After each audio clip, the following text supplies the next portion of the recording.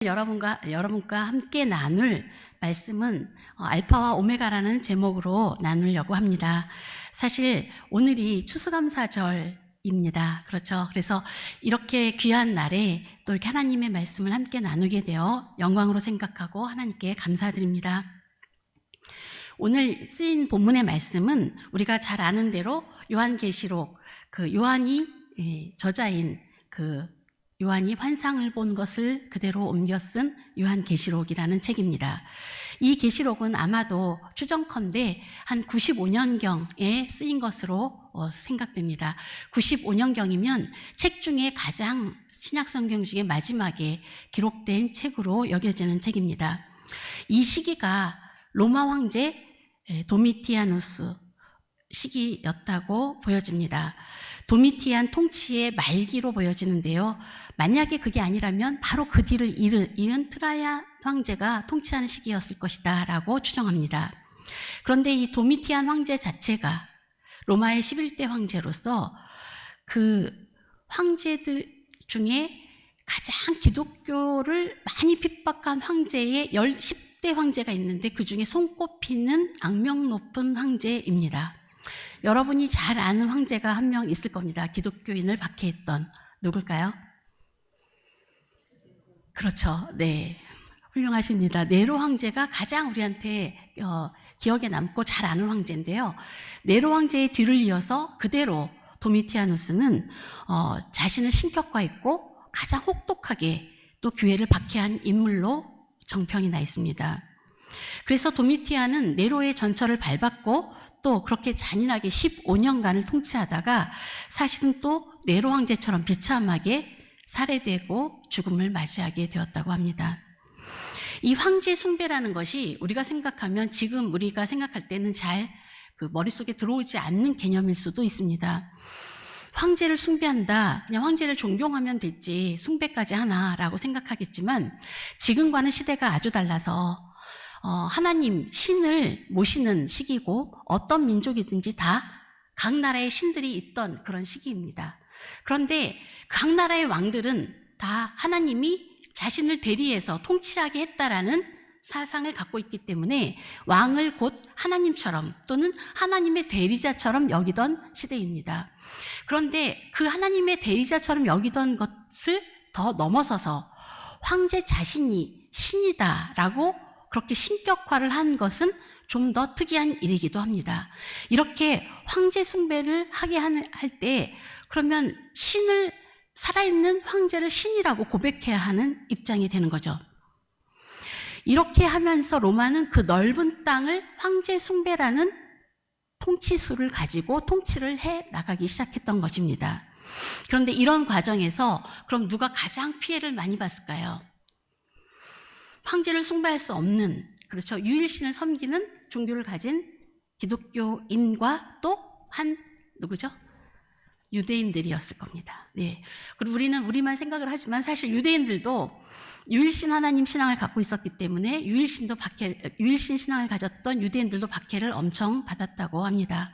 기독교인들은 가장 많은 피해를 보았고 이들은 하나님 외에 또 예수 그리스도 외에 어떤 대상도 진정으로 주님이라고 고백할 수 없었기 때문에 황제 숭배를 거부하였는데 황제 숭배를 거부한다는 것은 그 당시 국가로서는 국가를 거부하는 것이고 또 무신론자라고 보여지는 사람들이었던 거죠. 그러니까 나라를 위태롭게 하고 무신론자들은 그 땅에서 살려두어서는 안 될 사람들이기 때문에 이 무신론자라고 찍히거나 황제 숭배를 거부한다라고 찍히면 나라의 정치범이 되는 겁니다. 그리고 이들은 나라에서 없어져야 될 사람들이고 가장 잔인한 처형을 받아도 아무 할 말 없이 죽게 되고 또 모든 시민들이 이들을 함부로 대해도 또 죽여도 상관이 없는 자들로 낙인이 찍히는 것이죠. 이때 사도 요한은 에베소에서 사역을 하고 있었습니다. 당시 황제 숭배를 요한이 거부했기 때문에 역시 황제 숭배를 거부한다는 제목으로 당시의 정치범들을 수용했던 반모섬에 갇히게 되었습니다. 이런 상황은 당시의 소아시아 지역에 있던 교회들도 다르지 않았습니다. 지금은 튀르키예 지역이라고 불리는 곳인데 그곳이 소아시아, 지금 요한계시록에서 편지를 쓰고 있는 교회들에 또 마찬가지로 그런 핍박을 당하고 있는 중에 있었습니다. 그래서 요한은 계시록에 이렇게 말합니다. 1장 9절에서 자기를 이렇게 소개하고 있습니다. 나 요한은 너희 형제요, 예수의 환난과 나라와 참음에 동참하는 자라. 무슨 뜻입니까? 예수님이 환난 당했던 것처럼 또 예수님의 나라가 임하는 것처럼, 그래서 예수님이 참고 견디셨던 것처럼 그렇게 자신도 예수의 환난과 나라와 참음에 동참하는 자다라고 자기를 소개하고 있습니다. 그래서 그는 왜 이렇게 갇혔느냐? 하나님의 말씀과 예수를 증언하였으므로 말미암아 반모라 하는 섬에 갇혀 있었더니라고 자기를 소개하고 있습니다. 이들의 박해가 너무 심해서 그들은 정상적인 삶을 영위할 수가 없었습니다. 이때 그리스도인들은 신앙의 자유를 찾아서 로마를 떠나거나 아니면 사람들의 눈을 피해서 지하로 은둔하기 시작했습니다. 그것이 바로 그 유명한 로마의 지하 무덤 교회인 카타콤입니다. 사실 카타콤이라는 말은 무덤들 가운데라는 뜻을 갖고 있는 겁니다. 그래서 무덤들 가운데 있는 교회라고 말한다면 카타콤 교회라고 저희가 말할 수 있겠죠. 또 이 지하로 도피한 곳 중에 되게 유명한 곳이, 많은 곳이 튀르키예에 있는 가파도기아 지역입니다. 아마 다녀오신 분들 계실 겁니다. 거기에 지하 도시가 건설되어 있었습니다. 카타콤도 지하 도시도 기독교인들이 만든 건 아닙니다. 원래부터 그곳이 형성되어 있었고 그곳에 필요한 사람들이 살기도 하고 했지만 기독교인들이 박해를 피해서 그곳에 들어간 이후에 그곳은 큰 도시처럼 그렇게 변하게 되었습니다. 데린구유라는 곳이 가파도기아 지역에 있는데요. 깊은 우물이라는 뜻입니다. 그래서 그곳에 가보면 이렇게 땅 밑에 우물처럼 1m 정도의 직경에 그 우물 모양을 한 모양으로 사람이 통로라고 삼아서 들어가게 됩니다. 그곳이 바로 환기구 역할을 하는 곳이에요. 그래서 그 지하에, 거기서부터 굴을 파서 지하에 도시가 형성이 되었는데요. 이 가파도기아 지역에만 이런 지하 도시가 36개나 형성되어 있다고 합니다. 엄청나죠? 그래서 한번 지하 도시에 사람들이 들어가면 몇만씩 그곳에서 살 수가 있었다고 합니다. 그 중에 최대 규모인 곳이 데린구유의 지하 도시이고 최대 깊이가 85m까지 들어간다고 합니다. 지하 7층 규모의 도시예요. 정말 지하 도시라고 할 만하지 않겠습니까? 엄청나죠. 제가 사실 지난 여름에 바로 이 그리스 튀르키예 지역을 영성훈련으로 다녀온 적이 있습니다. 마침 그 가파도기아 지역의 기독교 유적지를 관람하면서 그곳을 돌아보는 기회가 있어서 데린구유를 가보게 되었습니다. 관광객들을 위해서는 그 데린구유에 내려가는 그 좁은 계단인데 계단마다 도는 곳마다 다 그 난간도 만들어 놓고 또 전등을 켜서 불빛을 다 이렇게 켜놨더라고요. 그렇게 해서 밝게 설치를 해 놓았지만 그래도 그 지하 깊은 곳의 어둠을 밝히기에는 역부족이었습니다. 발을 옮겨 놓을 때마다 곳곳이 어둡고 희미해서 좁은 통로를 움직일 때마다 조심해야 하고 또 그 지하를 다닐 때에 그 어두침침한 그 시간을 견뎌야 했습니다. 마음 같아서는 불을 활짝 켜고 싶은 마음, 왜 전등을 더 많이 설치하지 않았지? 이런 생각이 들 만큼 그곳이 그렇게 아주 놀라운 정도의 깊이를 가진 그런 지하였던 거죠. 그런데 막상 가만히 생각해 보면 그곳에서 살았던 성도들은 너무나 엄청난 어둠을 견뎌냈을 거라는 생각이 듭니다. 왜냐하면 당시에는 전등을 킨 것이 아니라 촛불을 켰더라고요. 그래서 촛불을 켜는 곳이 군데군데 장소가 있었습니다. 그런데 그 정도의 빛으로는 어둠 속 그 작은 촛불로는 너무 모든 곳이 흐릿하고 어두워서 아마 더듬으면서 다니지 않았을까 싶습니다. 물론 어두운 곳에 굉장히 적응하게 되면 좀 더 보였겠지만 그 어둠을 견디면서 살았을 것입니다. 그런데 그 어둠 속에서 고난을 견디며 살아갔던 사람들의 자취가 사실은 너무나 엄청나서 저는 놀랐습니다. 지하 도시에는 예배를 위해서 반듯한 예배당 사각형 넓은 장소를 마련해 두었습니다. 많은 사람들이 그곳에 모여서 예배를 드려야 했기 때문에 가장 넓게 있는 곳이 예배 장소였습니다. 그리고 학교로 보이는 공간도 있었는데 그곳이 가이드의 말로는 신학교라고 하였습니다. 또 세례를 받는 세례터도 있었습니다. 저는 그 예배터에서 저희 일행들이 함께 잠시 기도하는 시간을 가졌었습니다.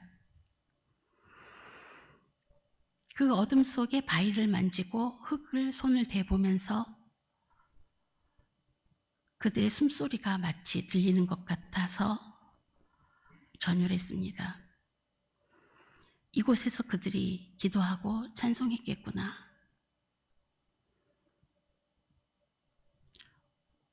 얼마나 많은 한숨이 나왔을까. 저도 숨 쉴 때마다 가슴이 아팠습니다.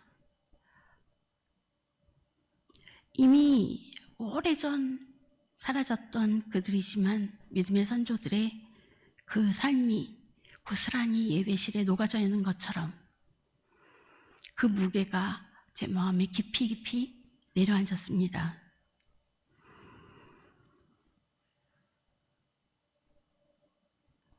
아마도 우주 어딘가에도 그들의 기도 소리가 아직도 들리고 있을 것입니다.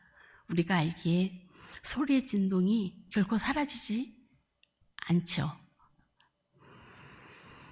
그런데 저희가 지하만 본 것이 아니고 지상의 유적지도 또 다녔습니다. 그런데 그 지상에서는 바위를 뚫어서 예배당을 만든 곳이 있었습니다. 예배당이라고 하지만 그냥 예배드리는 작은 공간을 큰 바위 속을 파서 예배를 드렸던 거죠. 바위 속으로 숨어 들어가서 예배를 드려야 사람들이 찾지 못하니까 그 바위를 뚫고 들어가서 예배를 드렸던 것이죠. 얼마나 그들이 예배하고 찬양하고 싶으면 바위를 뚫고 들어가서 예배할 수 있는 공간을 만들어 놨을까. 그 공간은 겨우 10여 명 정도면 가득 찰 수 있는 그런 공간이었습니다. 그런 바위를 뚫어서 만들었지만 크지 않은 공간, 작은 공간에 바위 위편에 햇빛이 들어오도록 구멍을 뚫어 놓았더라고요. 그 안에 들어가서 그 구멍으로 하늘을 바라보면서 빛이 들어오는 것을 보았습니다. 그들에게는 그 빛이 너무나 정말 생명 같고 너무나 귀하고 너무나 애틋한 빛이었을 것이라고 생각됩니다. 그런데 저는 그곳에서 이런 생각이 들었습니다. 만일에 하나님께서 이곳을 보고 계신다면, 만약 하나님이 그들과 함께 계셨지만 하늘에서 그들을 보신다면 그 바위에 뚫린 그 공간으로 좀 하늘로 빛이 뿜어져 올라갔을 것 같다라고 생각했습니다. 어둠 속에서 그곳에 모인 자들이 함께 모여 예배드릴 때 하나님께는 그곳이 빛으로 하나님께 올려드려졌을 것으로 보였습니다. 어둠 속에 살아간 그리스도인들은 실상 세상의 어둠을 밝히는 빛이었습니다. 세상의 빛이 닿지 않고 촛불을 밝히며 살았지만 그 지하 도시에 살았던 그리스도인들, 그들은 당시에 자신들의 고난이 언제 끝날지, 그리고 자신들이 왜 그렇게 혹독한 고난을 당해야 하는지 그 의미를 다 알 수는 없었을 겁니다. 세상 사람들이 보기에 그들은 어둠 속에 갇히고 죽은 목숨이며 무덤 속에 갇힌 자들처럼 세상에서 유폐되어진 자들로밖에 보이지 않았을 것입니다. 그들의 삶은 사는 게 아니죠. 죽은 사람보다 더 못하고 비참한 그런 혹독한 삶 속에서 살았던 그들이 하나님 나라의 빛이고 생명인 줄 알아보지 못했을 겁니다. 그들 자신조차도 자신들의 삶을 어떻게 정의해야 될지 아마 몰랐을 것입니다. 이들에게 하나님은 요한에게 계시의 말씀, 약속의 말씀을 주십니다. 하나님은 이때 내가 누구다라고 선포하십니다. 요한의 글의 특징은 요한복음에도 잘 나타나 있듯이 하나님이, 예수님이 내가 누구다라고 자신을 선언하시는 글에 있습니다. 여러분 잘 아시듯이 요한복음에 예수님은 나는 길이다, 나는 생명이다, 나는 빛이다 이렇게 선언하시고 계시잖아요. 나는 포도나무다, 나는 목자다. 마찬가지로 요한이 쓴 계시록에는 이 특징이 그대로 드러나는데 하나님이 스스로를 나는 누구다라고 딱 선포하고 계십니다. 그거를 그리스어로 말하는 헬라어로는 에고 에이미 이렇게 말하죠. 영어로는 I am that I am 이렇게 표현하는 나는 누구다라고 하는 표현이 있는데 이들에게 세 가지로 이렇게 소개합니다. 나는 알파요 오메가다. 나는 지금도 있고 전에도 있고 장차 올 자다. 나는 전능한 자다. 이렇게 세 가지로 자신을 소개하십니다. 이 말씀은 세상 속에서 고난받고 그리고 정말 죽음보다 못한 삶을 살아가고 있는 사랑하는 하나님의 백성들에게 주님의 이름을 증언하다가 불에 타고 칼에 베이고 맹수에게 찢기는 그렇게 비참하게 숨진 순교자들에게 신앙의 자유를 찾아서 땅 아래 지하 어둠 속에서 숨어서 살아가는 이들에게 주님이 선포하시는 말씀입니다. 나는 알파요 오메가다 라는 말씀은 하나님이 역사의 주인이시다 라는 말씀입니다. 다른 누가 아니라 하나님이 역사를 만드시고 하나님만이 역사를 주관하는 분이시다. 아멘입니다. 하나님은 알파요 오메가이십니다. 세상을 지배하는 나라가 로마이고 황제가 신이라고 그렇게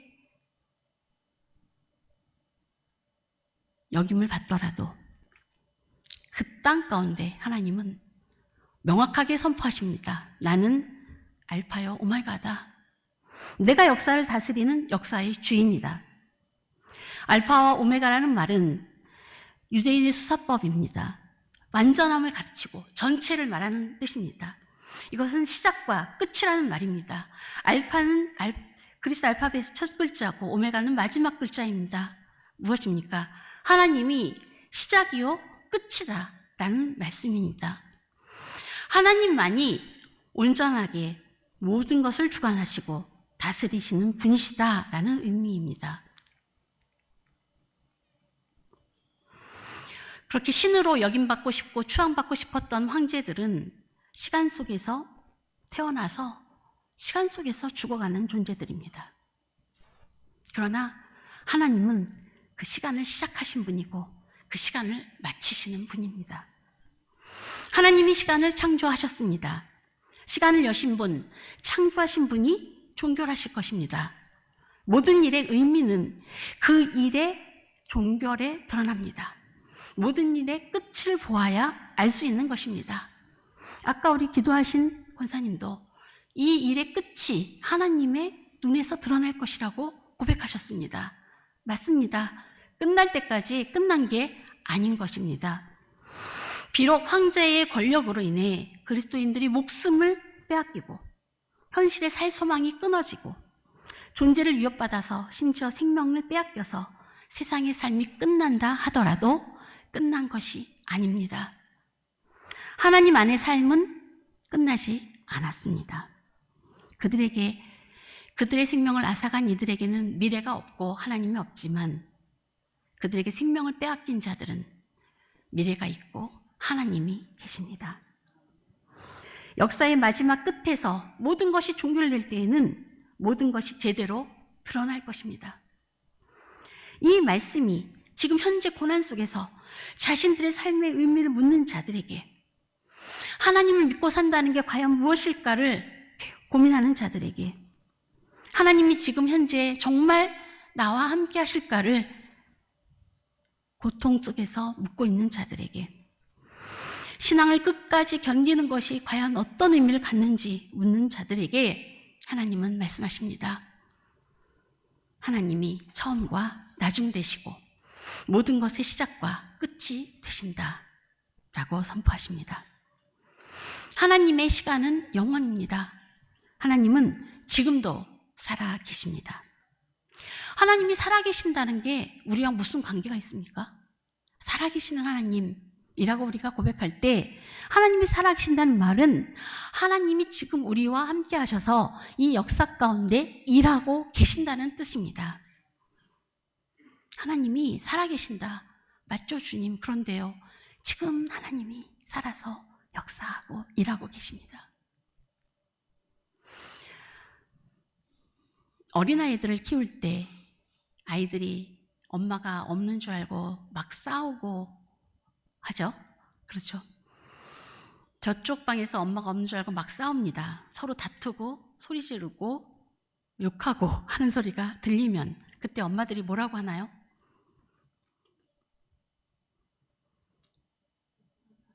싸우지 말라고 안 하시고 하시는 말씀이 있어요. 제가, 여러분들은 자주 하셔서 잘 특징 있게 못 들으셨는지 모르지만 대부분 엄마들이 이렇게 말하더라고요. 엄마 있다. 엄마 있어. 그쵸? 엄마 있어. 이렇게 한마디가 들립니다. 그럼 아이들이 갑자기 잠시 주춤. 엄마가 계셨네. 엄마 있었구나. 없는 줄 알고. 그렇죠? 그런데도 이 싸움이 격하면 금방 잦아들질 않아요. 그렇죠? 그러면 그 다음에 엄마가 뭐라 그래요? 엄마 간다. 그렇죠. 그렇게 말씀하십니다. 제가 이 말을 참 많이 들었어요. 엄마 간다. 안 가고 계시면서 부엌일 하시면서 계속 말해요. 큰 소리로. 엄마 갈 거야. 간다. 무슨 소리입니까? 엄마가 가기만 하면 가만 안 둘 거야. 모든 일을 끝낼 거야. 너희들 끝이야. 이런 의미입니다. 그렇죠. 엄마 갈 거야. 엄마 있어. 이 너무 중요한 말이죠. 하나님도 그렇게 말씀하시는 겁니다. 나 있어. 나 지금 살아있어. 무슨 뜻이에요? 나 간다. 이 말이에요. 주님이 그렇게 말씀하세요. 오늘 본문이 그래요. 내가 갈 거야. 곧 갈 거야. 나 살아있어. 나 있어. 나 여기 있어. 나 곧 갈 거야. 이 말씀이십니다. 하나님께서 나 여기 있어. 나 곧 갈 거야. 우리가 하나님 앞에 기도할 때 막 너무 고민이 많고 너무 고통스러워서 기도할 때는 아무것도 보이지 않죠. 그런데 기도하다 보면 하나님의 이 음성이 들려요. 어떤 음성? 내가 살아있어. 내가 너와 함께해. 이 말씀이 들리면, 이 마음이 들면 그때 기도가 끝납니다. 그렇죠? 기도 끝. 평안해지거든요. 네, 사실은 하나님이 나와 함께 계시고 하나님이 살아계시구나 라고 하는 그 인식이 딱 들어오는 순간 우리는 마음이 평안해지면서 갑자기 새로운 관점과 시각이 생깁니다. 하나님 안 믿었던 게 아니잖아요. 하나님 믿으니까 하나님 앞에 기도하는 거잖아요. 그렇죠? 근데 하나님이 정말 하나님이 계시구나 라고 느껴지는 그 순간 우리는 이제 마음이 평안해지면서 기도 끝 일어나죠. 사실은 그 자리가 하나님이 살아계시구나. 나와 함께 하시구나. 그래서 평안해진 그 자리가 기도가 시작하는 자리입니다. 그때부터 우리는 살아계신 하나님과 더 깊은 교제 속으로 들어갈 수가 있는 것이죠. 그런데 그 평안을 맛보면 너무 감사해서 우리는 주님 감사합니다. 잘 될 줄 믿습니다로 벌떡 일어나는데 사실 그때부터 기도가 시작되는 곳입니다. 그리고 그 말씀을 들으면 막 눈물이 나죠. 주님 그렇구나. 내가 힘들었는데 주님 살아계시구나. 나와 함께 하시구나. 눈물이 나죠. 원래 엄마 있어, 엄마 간다 그러면 맞던 애가 울죠. 보통은 그죠? 울면서 달려옵니다. 우리가 하나님 앞에 울 수밖에 없는 그런 현실을 살아갈 때가 있는 것입니다. 이 하나님이 과거에도 살아계시고 지금 살아계셔요. 근데 하나님이 말씀하시는 이 순서가 참 재미있습니다. 하나님은 내가 지금 있고 나 지금 있어. 내가 전에도 있었어. 그런데 언제 어떻다고 그다음에 미래에는 있을 거야 라고 말씀하십니까? 본문이 어떻게 되어 있나요? 미래에는 어떻게 하신다고요? 장차 미래에는 어떻게 한다고요? 있는다고요? 온다라고 표현해요. 왜? 내가 지금 있고 과거에도 있고 미래에도 있을 거야 이렇게 표현하지 않으실까요? 지금 있어. 과거에는 또 역시 있었어. 미래에는 올 거야. 무슨 말씀일까요? 하나님은 시간의 한계 내에 계신 분이 아닙니다. 그래서 하나님은 영원이십니다.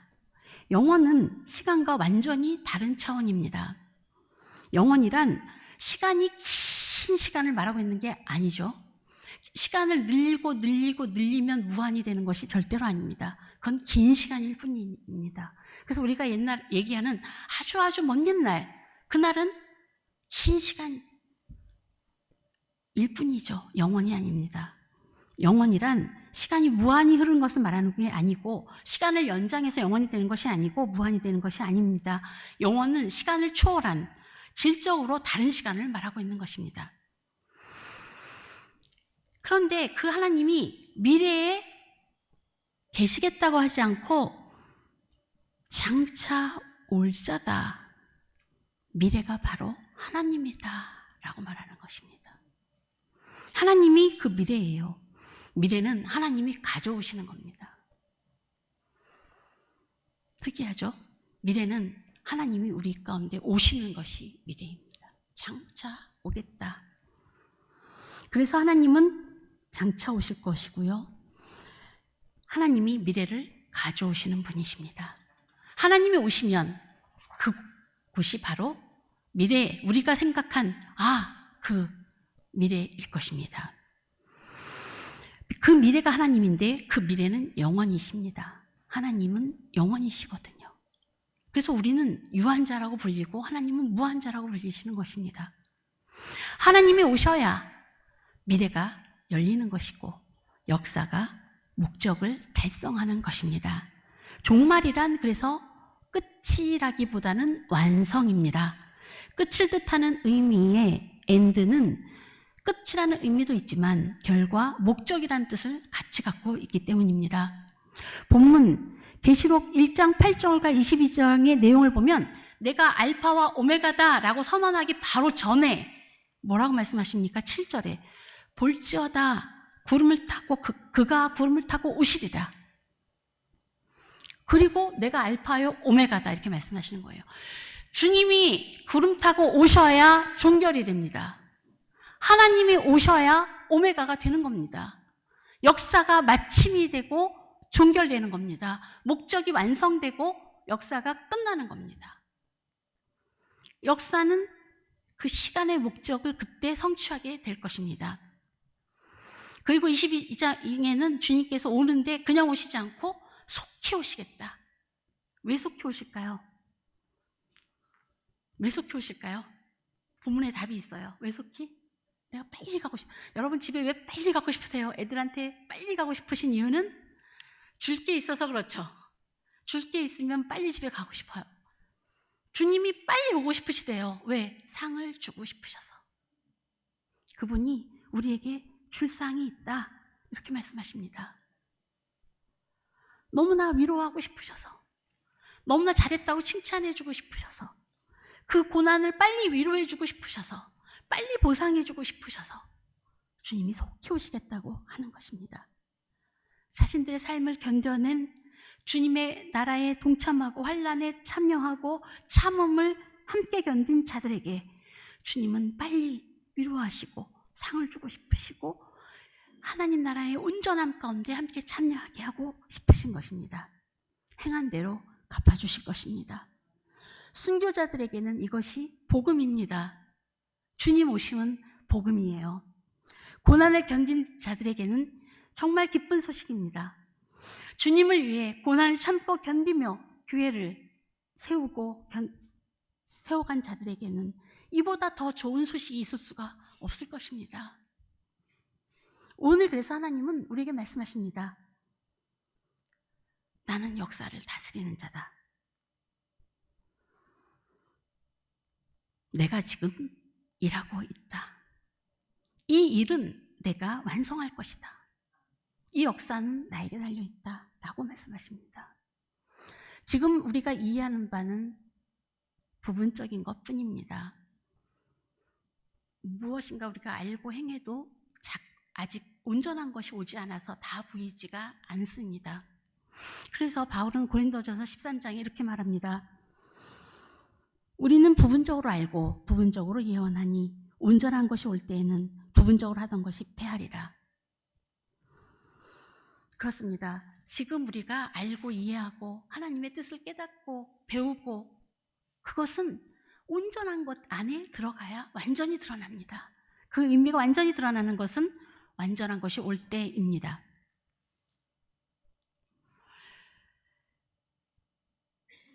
주님이 오셔야 그 전체의 모습이 드러나고 우리 각 사람이 우리 교회가 하나님 이루시는 역사의 어떤 부분에 속해 있는지 지금의 의미가 무엇인지가 정확히 드러나게 될 것입니다. 내가 감당한 사명이 무엇인지도 하나님 나라 안에서 온전히 밝혀질 것입니다. 그날에는 환하게 알게 될 것입니다. 온전한 곳이 하나님이 장차 오시기 때문입니다. 그래서 주님은 우리에게 이제 주님 오시는 날을 기다리며 살라고 말씀하십니다. 종말 의식으로 깨어있으라고 말씀하십니다. 우리는 항상 습관적으로 지금 미래를 바라보며 산다고 여깁니다. 아니요, 그렇지 않습니다. 하나님의 말씀에 의하면 하나님은 종말의 빛으로 지금을 바라보라고 말씀하십니다. 이것은 방향을 바꾸는 것입니다. 우리의 태도를 바꾸는 것, 그것은 회개죠. 방향 전환을 하셔야 됩니다. 하나님 나라가 온다고 하고 2000년이 지나도 오지 않았어. 이거는 지금 미래를 보는 관점이에요. 나도 주님을 기다린다고 하지만 사실은 우리는 이 땅에 살다가 결국 개인적인 종말, 즉 내가 언젠가 주님께 가겠지. 심지어 우리는 죽어서 천국 갈 거다 이렇게 믿습니다. 물론 그렇게 되기도 하겠죠. 그러나 그렇지 않습니다. 죽어서 주님 품에 안기려면 오신다고 했던 그 주님을 기다리는 충만한 재림의식으로 충만한 주님을 기대하는 그 마음으로 살고 있어야, 그렇게 살아가야 우리가 죽었을 때 또는 우리가 잠들었을 때 주님 품에서 깨어나게 되는 것입니다. 주님은 아니야, 내가 곧 갈 거야 라고 말씀하십니다. 우리는 곧 오시는 주님을 기대하며 살아야 합니다. 그래야 현실이 달라져요. 이렇게 내가 언젠가 살다가 주님이 언제 오실지 몰라, 언젠가 오신대, 이렇게 사는 것은 지금의 삶을 주님이 원하시는 방식으로 살 수 없습니다. 재림의식으로 충만해야 초대교회 성도들처럼 그 엄청난 환난도 견디면서 주님 안에서 살아갈 수 있는 것입니다. 주님이 곧 오신다는 기대 충만함으로 그 임재의식이 우리 가운데 역사해야 현실이 바뀌는 겁니다. 이 현실을 이기는 겁니다. 이 현실의 우상숭배 속에 하나님 아닌 것을 하나님이라고 강요하는 이 세상 속에 지지 않고 살아갈 수 있는 힘, 이 우상숭배 속에 고난을 견딜 수 있는 힘, 신앙을 지키면서 주의 말씀대로 살아갈 수 있는 힘은 종말 의식으로 살아가는 것뿐입니다. 주님이 곧 오실 것이고 그 미래가 지금 오고 계시고 하나님이 그 미래를 가지고 와서 이 땅을 평정하실 것이고 우리의 삶을 완전히 새롭게 해 주실 것입니다. 그날이 올 것을 우리가 믿고 기다리는 것입니다. 지금은 그날이 잘 보이지 않아서 바울이 얘기한 것처럼 희미하게 보입니다. 그러나 그때는 주의 얼굴을 맞대고 본다고 합니다. 얼마나 놀랐습니까? 얼굴을 맞대어서 내가 주님을 본다. 페이스 투 페이스로 본다. 놀랍지 않습니까? 주님을 맞대고 보리. 바울이 이렇게 얘기하죠. 우리가 지금은 거울로 보는 것 같이 희미하나 그때에는 얼굴과 얼굴을 대하여 볼 것이요. 지금은 부분적으로 아나 그때는 주께서 나를 아신 것 같이 내가 온전히 알리라. 아멘. 놀라운 말입니다. 주님 오시면 그날에는 우리가 주님이 나를 완전히 아신 것처럼 우리도 주님을 그렇게 알게 될 것이라. 주님을 알게 될 것입니다. 부분적으로 아는 게 아니라 온전히 알게 될 것입니다. 그 주님을 만나는 것이 우리의 소망입니다. 우리의 목적입니다. 교회는 오실 주님을 기다리는 곳입니다. 교회는 그래서 재림 공동체입니다. 오늘은 추수감사절입니다. 이 추수감사절에 제가 왜 이렇게 오시는 주님을 말씀드릴까요? 우리는 한 해를 감사할 때 언제나 한 해 동안 주의 은혜로 살았다는 걸 돌아보면서 감사합니다. 또 지금 매 순간 주님이 우리와 함께 하시고 은혜 주심을 또 감사드립니다.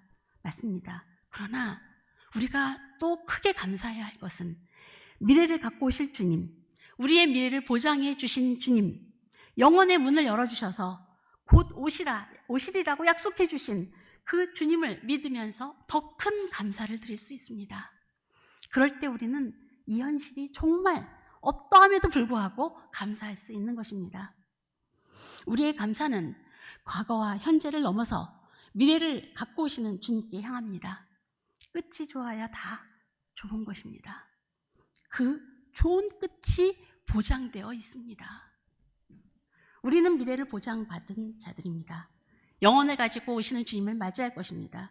살아서 지금도 역사하시고 이미 살아온 모든 날들도 은혜로 감싸 안으시고 새롭게 하시는 주님, 더구나 우리에게 주실 상을 가지고 오신다는 그 주님, 우리의 삶을 매짐하시고 우리의 삶의 의미를 온전히 드러내실 그 주님, 하나님 나라의 모든 충만함으로 우리와 함께 하실 그 하나님을 배울 날이 멀지 않았습니다. 감사하고 또 감사합니다. 곧 오시겠다고 약속하신 주님, 이 시간을 모두 주님께 올려드리며 잠깐 저와 함께 감사기도 드리시겠습니다. 잠깐 기도 드리실 때 같이 1분 정도 함께 기도하신 다음에 제가 기도 마치겠습니다. 기도하시겠습니다.